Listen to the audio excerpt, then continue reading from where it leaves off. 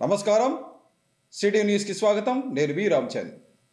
తమ వివాహ దినోత్సవాన్ని పురస్కరించుకొని అవోపా ఆధ్వర్యంలో ఫిబ్రవరి 22వ తేదీ ఏర్పాటు చేసిన ఆర్యవైశ్య వధూవరుల పరిచయ వేదిక కార్యక్రమాన్ని ఆర్యవైశ్య సోదరుడు సద్వినియోగం చేసుకోవాలని రాజ్యసభ మాజీ సభ్యులు టీజీ వెంకటేష్ కోరారు.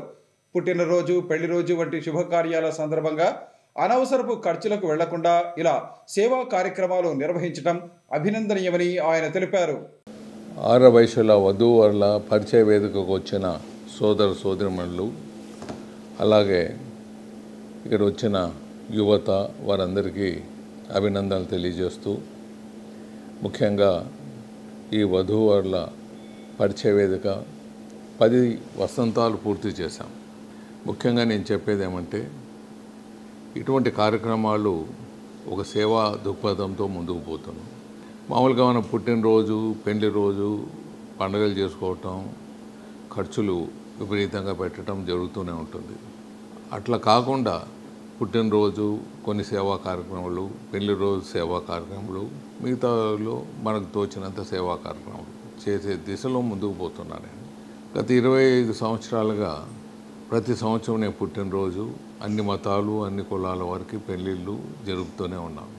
ఎప్పుడైనా కరోనా లాంటి ఇబ్బందులు, ఎలక్షన్లు అలాంటి ఇబ్బందులు వచ్చినప్పుడు తప్ప నిరంతరం ప్రతి సంవత్సరం పెళ్ళిళ్ళు చేస్తూ వధువులకు ఇటీవల కూడా ₹1,00,000 ఖర్చు పెట్టడం జరిగింది. ముఖ్యంగా గత సంవత్సరం ఆర్యవైశ్య సోదరుల కోసం అబ్బాయిలకు ఒక హాస్టల్ కట్టించాం, అమ్మాయిలకు ఒక హాస్టల్ కట్టించాం.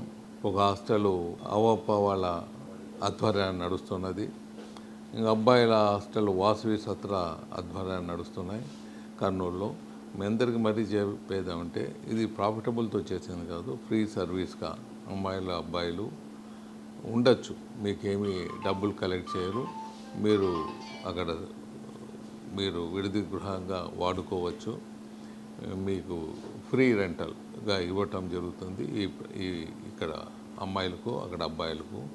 ఇంకా ఏమైనా ఉంటే అమ్మాయిలకు భోజనం కూడా ఏమైనా ఫ్రీగా ఏర్పాటు చేయాలా అనే కార్యక్రమం కూడా ఆలోచిస్తున్నాం. అది కూడా సక్సెస్ఫుల్గా చేయాలని ముందుకు వెళ్తున్నాం.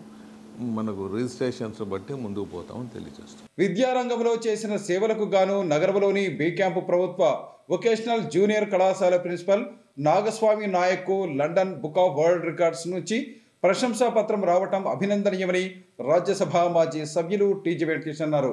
ఈ మేరకు తన కార్యాలయంలో జరిగిన కార్యక్రమంలో London book of world records నుంచి ప్రశంసా పత్రం అందుకున్న నాగస్వామి నాయక్ను ఆయన అభినందించారు.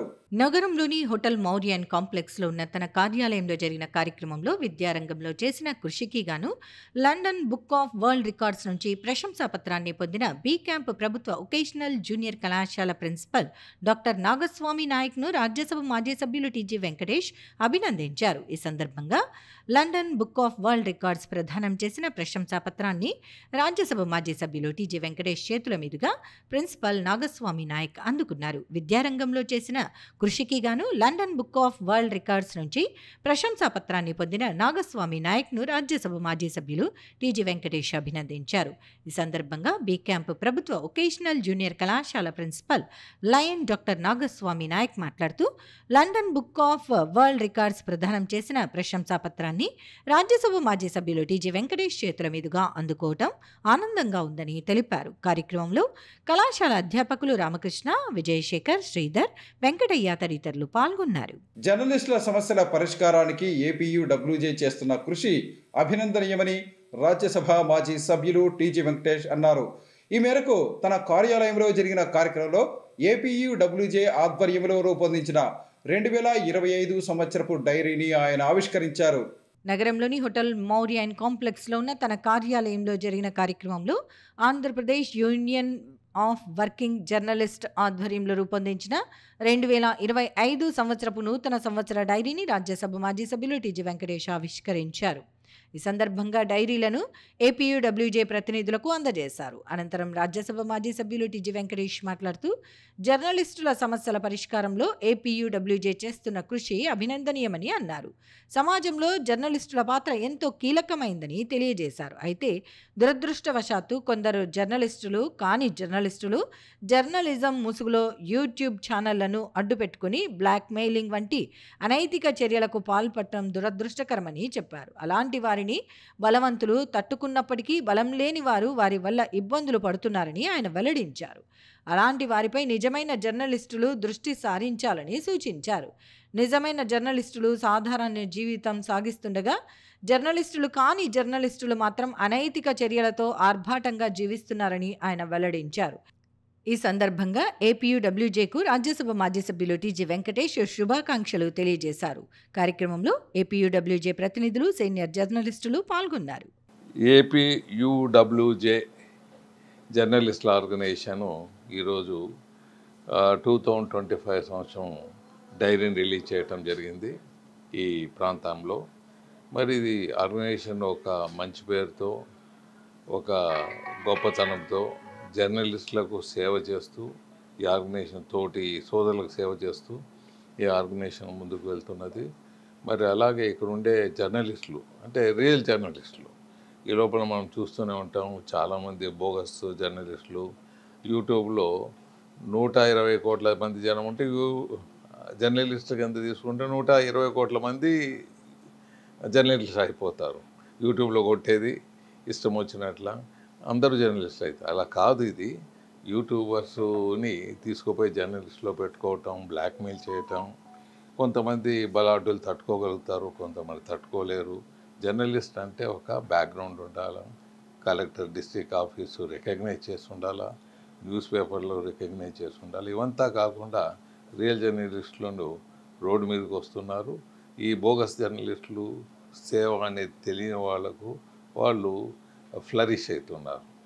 వాళ్ళకేమో మీరు చూసే ఉంటారు, ఈ బ్లాక్మెయిల్ చేసే జర్నలిస్ట్ కానీ జర్నలిస్టులు బ్లాక్మెయిల్ చేసేవాళ్ళు మనం చూస్తూనే ఉన్నాం.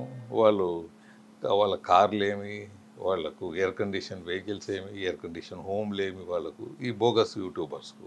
రియల్ జర్నలిస్టులు ఏమో సైకిల్ తొక్కుంటూ పోతుంటారు. ఇది పరిస్థితి. దీంట్లో చాలా మార్పు రావాలి. మార్పు వస్తే వీళ్ళ గౌరవం ఇంకా శిఖరాల పైకి వెళ్ళిపోతుంది. సో వీళ్ళు మా ప్రాంతంలో ఉండే రియల్ జర్నలిస్ట్ మొత్తం మంచి గౌరవాన్ని తెస్తున్నారు, మంచిగా ఆర్గనైజేషన్కి వర్క్ చేస్తున్నారు. ఇలాంటి సేవ చేసేవాళ్ళు చాలా కొద్దిగా మంది ఉన్నారు. వాళ్ళందరికీ అభినందనలు తెలియజేస్తూ ముఖ్యంగా ఏపీయూడబ్ల్యూజే ఆర్గనైజేషన్కు అభినందనలు తెలియజేస్తున్నాను. గత కొన్ని డికేట్స్గా వారు సేవలను అందిస్తూనే ఉన్నారు. ఆర్గనైజేషన్లో వారి కోసం పోరాడుతూనే ఉన్నారు. జర్నలిస్టుల కోసం ఏ సమస్య వచ్చినా వారి ముందు వచ్చి ఆర్గనైజేషన్ సేవా కార్యక్రమం చేస్తున్నందుకు వారిని అభినందిస్తున్నాను. విద్యార్థులు చదువుతో పాటు క్రీడల్లో రాణిస్తే ఉజ్వల భవిష్యత్తు ఉంటుందని జిల్లా క్రీడల అభివృద్ధి అధికారి భూపతిరావు అన్నారు. ఈ మేరకు నందికొట్కూరు రహదారిలో ఉన్న సెయింట్ జోసెఫ్ కళాశాలలో ఏర్పాటు చేసిన టెన్నికాయిడ్ క్రీడాకారుల ఎంపిక కార్యక్రమంలో ఆయన పాల్గొన్నారు. నగర శివార్లోని నందికొట్కూరు రహదారిలో ఉన్న సెయింట్ జోసెఫ్ మహిళా కళాశాల క్రీడా ప్రాంగణంలో ఏర్పాటు చేసిన జిల్లా టెన్నికాయిడ్ ఎంపిక పోటీల కార్యక్రమంలో ముఖ్య అతిథులుగా జిల్లా క్రీడల అభివృద్ధి అధికారి భూపతిరావు, ప్రముఖ న్యాయవాది శ్రీధర్ రెడ్డి హాజరయ్యారు. కార్యక్రమంలో కళాశాల ప్రిన్సిపల్ రాజీ, వ్యాయామ ఉపాధ్యాయులు శ్యామల, వ్యాయామ ఉపాధ్యాయులు సురేష్, రవి, గోకారి తదితరులు పాల్గొన్నారు. ఈ సందర్భంగా జరిగిన కార్యక్రమంలో వారు మాట్లాడుతూ ప్రస్తుతం ఇక్కడ ఎంపికైన క్రీడాకారులు పశ్చిమ గోదావరి జిల్లాలోని చిట్యాలలో జరిగే 48వ రాష్ట్ర స్థాయి పోటీలలో పాల్గొంటారని తెలియజేశారు. టెన్నికాయిడ్ క్రీడా సాధన చేయటం వల్ల చురుకుదనం పెరిగి ఆరోగ్యంగా ఉంటారని తెలిపారు. విద్యార్థులు క్రీడల్లో పాల్గొనటం వల్ల శారీరక, మానసిక ఆరోగ్యం మెరుగుపడి చదువులను చక్కగా రాణిస్తారని వివరించారు. విద్యార్థులు గెలుపు ఓటములను సమానంగా స్వీకరించి క్రీడా స్ఫూర్తిని ప్రదర్శించాలని కోరారు. రాష్ట్ర ప్రభుత్వ ఉద్యోగాల కల్పనలో స్పోర్ట్స్ కోటాను 2% నుంచి 3% పెంచడం అభినందనీయమని తెలిపారు. విద్యార్థులు చదువుతో పాటు క్రీడల్లో రాణించడం వల్ల విద్య, ఉద్యోగ, ఉపాధి రంగాల్లో మంచి అవకాశాలు ఉంటాయని తెలియజేశారు. ఇప్పుడు మనం స్పోర్ట్స్ ఆడడం వలన చాలా మంచిది. ఆరోగ్యమే మహాభాగ్యం. అదేవిధంగా మనం ఇప్పుడు గవర్నమెంట్ కూడా 2% నుంచి స్పోర్ట్స్ కోటాని 3% చేసింది. ఒక్కసారి బిగ్ క్లాప్స్. స్పోర్ట్స్ ఆడడం వలన ఆల్రౌండ్ డెవలప్మెంట్ అవుతారు. చదవడం వలన జ్ఞానం పెరుగుతుంది. స్పోర్ట్స్ ఆడడం వలన అన్ని రకాలుగా డెవలప్మెంట్ అవుతారు. మనమంటూ నిరూపించుకోవడానికి, మనమంటూ తెలుసుకోవడానికి కూడా స్పోర్ట్స్ చాలా అవసరం. స్పోర్ట్స్ ఆడినటువంటి వ్యక్తి ఇప్పుడు స్పోర్ట్స్ ఆడని వ్యక్తికి, స్పోర్ట్స్ ఆడనటువంటి వ్యక్తికి చాలా తేడా ఉంటుంది. స్పోర్ట్స్ ఆడిన వాళ్ళు దేనికి ఆలోచించరు. ఇప్పుడు కొంతమంది చూసినారా, బాగా చదువుతుంటారు, వాళ్ళు కొంచెం ఏదైనా ప్రాబ్లం జరిగితే సూసైడ్ చేసుకోవడానికి దేనికో ఇదే అవుతారు. అదే స్పోర్ట్స్ మ్యాన్ అయితే కదా అలా ఆలోచించాడు. ఎందుకంటే తన యొక్క శక్తి సామర్థ్యాలు కూడా మెరుగుగా ఉంటాయి.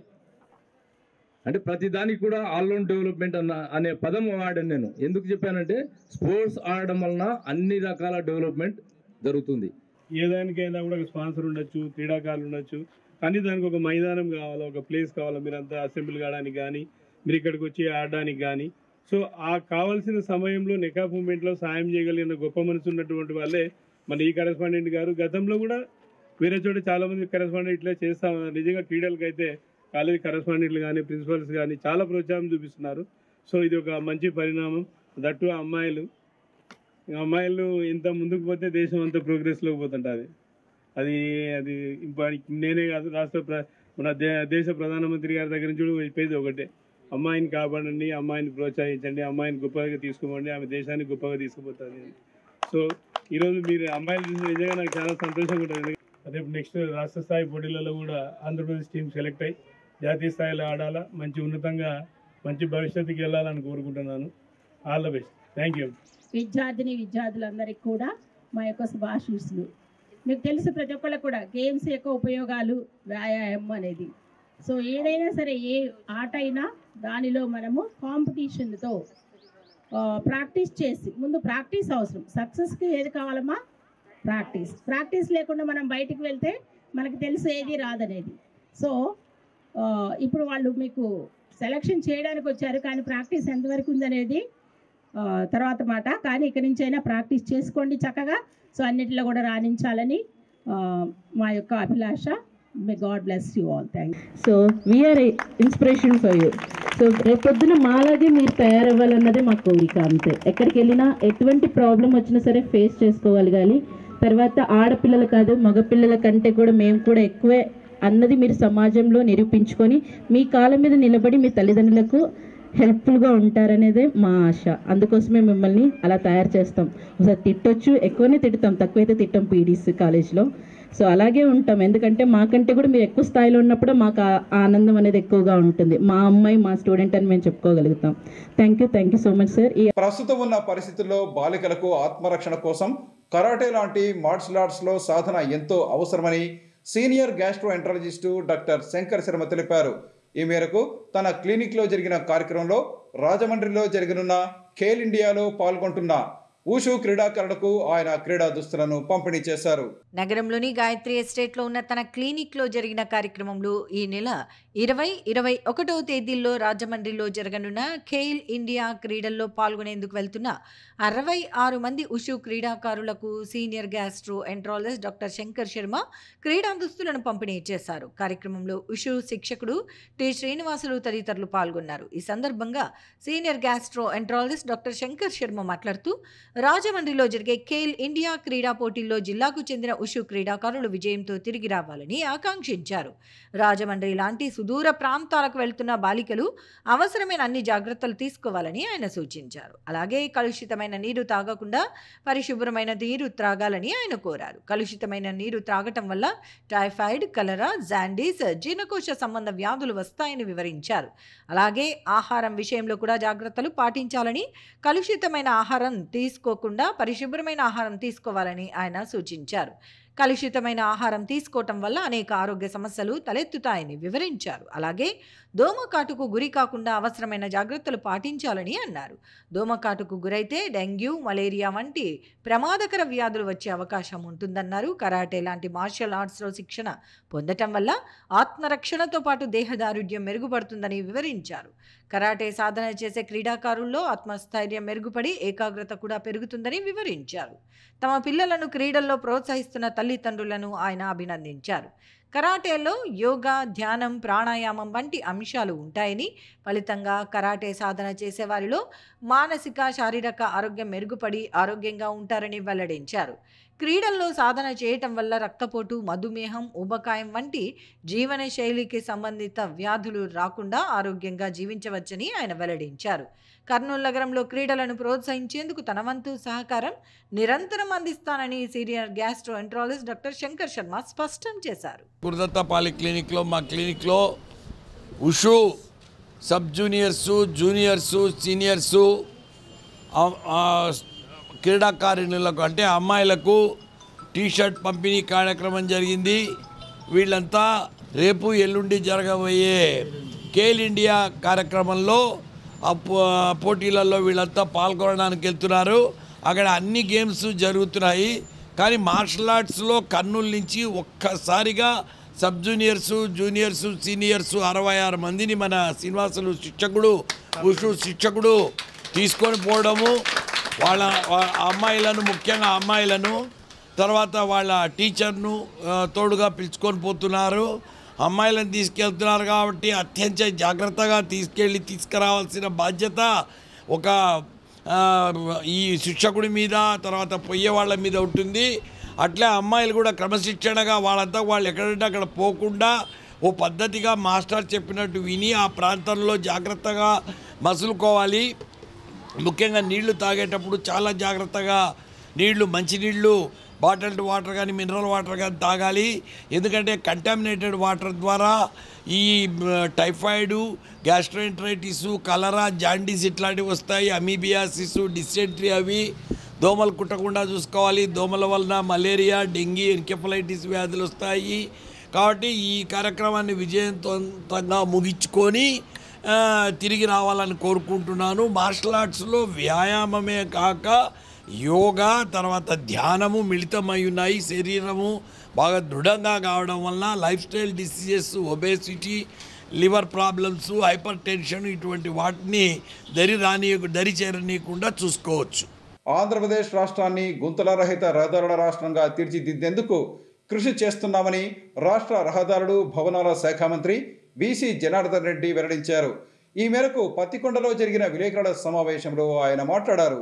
పత్తికొండ పర్యటనకు వచ్చిన రాష్ట్ర రహదారులు, భవనాల శాఖ మంత్రి బీసీ జనార్దన్ రెడ్డి స్థానిక ఎమ్మెల్యే కె శ్యాంబాబుతో కలిసి విలేకరుల సమావేశం నిర్వహించారు. ఈ సందర్భంగా రాష్ట్ర మంత్రి బీసీ జనార్దన్ రెడ్డి మాట్లాడుతూ ఎలాంటి పరిపాలనా అనుభవం లేనప్పటికీ ముఖ్యమంత్రి వైఎస్ జగన్మోహన్ రెడ్డి వల్ల అస్తవ్యస్తంగా తయారైందని చెప్పారు. రాష్ట్రంలో 45,000 కిలోమీటర్ల రహదారులు కలిగిన ఆంధ్రప్రదేశ్లో 27,000 కిలోమీటర్ల రహదారులు గుంతలు పడి వాహనాలు కూడా తిరగలేని పరిస్థితి నెలకొందని చెప్పారు. కూటమి ప్రభుత్వం అధికారంలోకి వచ్చిన తర్వాత ఆర్థిక ఇబ్బందులు ఉన్నప్పటికీ ప్రజలకు ఇచ్చిన హామీ మేరకు అన్నీ నెరవేరుస్తున్నామని అన్నారు. రాష్ట్రంలో 1,060 కోట్ల రూపాయలతో 27,000 కిలోమీటర్ల మేర రహదారిలో ఉన్న గుంతలను పూడ్చే పనులకు శ్రీకారం చుట్టామని అన్నారు. ఇప్పటికీ దాదాపు 22,000 కిలోమీటర్ల గుంతలు పూడ్చామని, దాదాపు 25% పనులు పూర్తి చేయటం జరిగిందని చెప్పారు. కర్నూలు జిల్లాకు సంబంధించి 820 కిలోమీటర్లకు గాను 21 కోట్ల నిధులు కేటాయించి పనులు చేపట్టామని వివరించారు. ఆంధ్రప్రదేశ్లో గుంతల రహిత రాష్ట్రంగా తీర్చిదిద్దాలని కృషి చేస్తున్నామని వివరించారు. రహదారుల అభివృద్ధి వల్ల పరిశ్రమలు, టూరిజం రంగాలు అభివృద్ధి చెందుతాయని, రహదారి ప్రమాదాలను సైతం నివారించవచ్చని వివరించారు. కర్నూలు జిల్లా చుట్టుపక్కల నియోజకవర్గం జాతీయ రహదారులతో అనుసంధానం చేయనున్నట్లు వెల్లడించారు. కర్నూలు జిల్లా నుంచి నంద్యాల, విజయవాడకు అనుసంధానం చేయనున్నట్లు తెలిపారు. రాష్ట్ర రాజధాని అమరావతిని దేశంలోని గొప్ప రాజధాని నగరంగా తీర్చిదిద్దుతామని వెల్లడించారు. పోలవరం ప్రాజెక్టును సాధ్యమైనంత త్వరగా పూర్తి చేసేందుకు ముందుకు సాగుతున్నామని వివరించారు. గతంలో అధికారంలో ఉన్న సమయంలో ముఖ్యమంత్రిగా జగన్మోహన్ రెడ్డి చేసిన పాపాలు నేడు ఒక్కొక్కటిగా బయటపడుతున్నాయని వివరించారు. వైసీపీ నేత వల్లభనేని వంశీ అరాచకాలు కృష్ణా జిల్లా మొత్తం తెలుసని, ఆయన చేసిన ఒక్కొక్కటి బయటికి రావడంతో పోలీసులు చట్టపరంగా ముందుకు వెళ్తున్నారని అన్నారు. గత 5 సంవత్సరాల కాలంలో నాటి పాలకులు చేసినటువంటి పాపాల వలన, పరిపాలనా అనుభవం లేనటువంటి ఒక నాటి జగన్మోహన్ రెడ్డి వలన ఈరోజు రాష్ట్రంలో ఎక్కడ చూసినా దాదాపుగా 45,000 కిలోమీటర్లు కలిగినటువంటి రాష్ట్ర రహదారులు నేషనల్ హైవే కాకుండా రాష్ట్ర R&Bకి సంబంధించి రాష్ట్ర రహదారులు, స్టేట్ హైవే ఇవన్నీ కూడా కలిపితే 47,000 కిలోమీటర్లు, 45,000 కిలోమీటర్లు.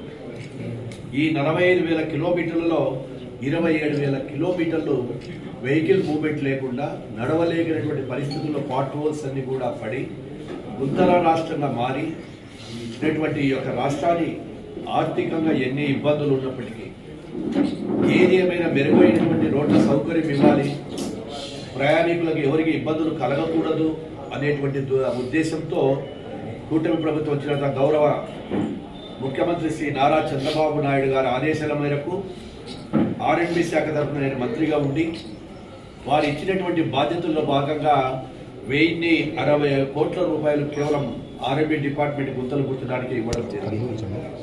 ఈ 1,060 కోట్లలో దాదాపుగా 85% అంటే 19,000 కిలోమీటర్లకు పైన 22,000 కిలోమీటర్లు పార్ట్ హోల్స్ ఇప్పటికే కంప్లీట్ చేయడం జరిగింది.